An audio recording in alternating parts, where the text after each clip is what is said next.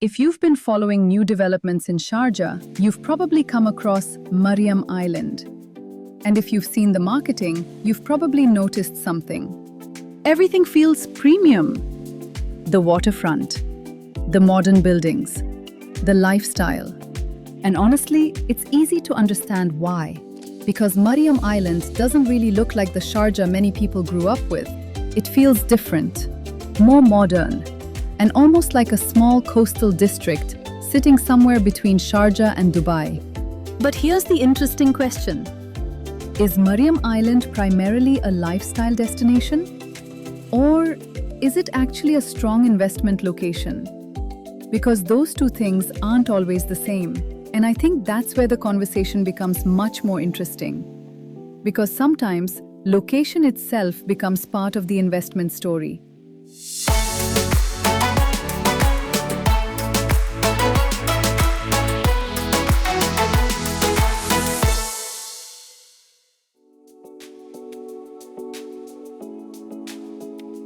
I think this is probably the part that deserves the most attention, because location is really what makes Maryam Island different. The community sits between Al Khan and Al Mamzar, which means it's right on the border of Dubai. Dubai International Airport is roughly 15 minutes away. Downtown Dubai can often be reached in around 20 to 25 minutes, depending on traffic. And Sharjah International Airport is around 20 minutes away. That matters because accessibility creates demand, especially among professionals who work in Dubai but prefer Sharjah's pricing. And unlike some newer communities located farther inland, Maryam Island already benefits from mature surrounding districts. Al Khan, Al Mamzar, and Central Sharjah, which means residents aren't waiting years for infrastructure to catch up. Most of it already exists. And I think that's one reason many buyers are attracted to Maryam Island. They get a Sharjah address while staying only minutes away from Dubai. I think this is another point that makes Maryam Island unique, because the surrounding area has always been popular, especially around Al Khan Beach. But most of the surrounding properties are standalone towers. They're not communities. Maryam Island is different. The master plan spans approximately 460,000 square meters, or nearly 5 million square feet. The development itself represents around 4.5 billion dirhams in investment, and when completed, it will include around 4,800 residential units.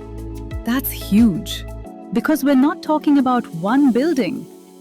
We're talking about an entire community, retail spaces, parks, walking areas, marina facilities, and shared amenities, which creates something that simply doesn't exist elsewhere in that immediate area.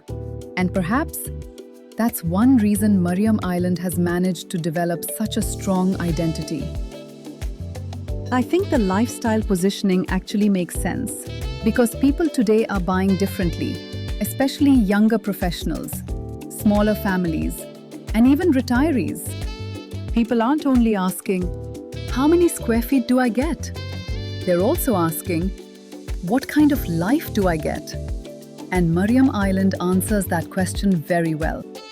Residents enjoy beach access, walking paths, restaurants, cafes, fitness facilities, swimming pools, and children's play areas.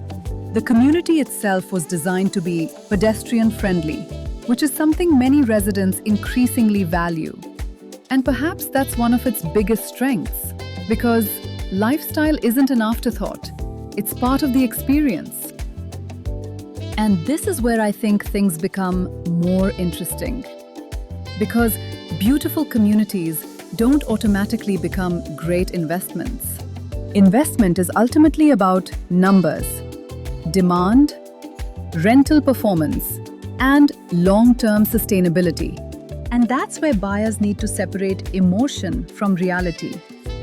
Because premium locations usually command premium prices, and higher purchase prices don't always translate into proportionally higher rental returns. That's not necessarily a bad thing. But it's something investors should understand. Because some communities are optimized for cash flow, while others are optimized for long-term appreciation. And I think Maryam Island sits somewhere in between. Having said that, the numbers are actually more encouraging than many people expect. Rental yields across Sharjah commonly range between 6 and 8%. Meanwhile, one-bedroom apartments in parts of Maryam Island are currently renting for around 55,000 to 70,000 dirhams annually. Two-bedroom units often range between 80,000 and 100,000 dirhams. And larger apartments can exceed 110,000 dirhams per year. Those numbers are attracting investors, not necessarily because Maryam Island is the cheapest option, but because tenants are willing to pay for convenience. And that's important, because strong tenant demand often creates stability. And stability is something many long-term investors appreciate. So, is Maryam Island more about lifestyle or investment? I think the answer is both, but perhaps not in the way many people expect. Because the location, the proximity to Dubai, the mature surroundings, and the fact that this is the only master-planned community in that immediate area, those things are exactly what attract residents. And residents are what ultimately create demand. Maybe that's why Maryam Island has managed to stand out. Not because it's trying to be the cheapest, and not because it's trying to be the flashiest, but because it offers something relatively rare, a Sharjah address with Dubai just minutes away. And sometimes that's exactly what creates value. In the next episode, we'll explore another important community, trend, or misconception shaping Sharjah's future. Thanks for watching, and I'll see you in the next one.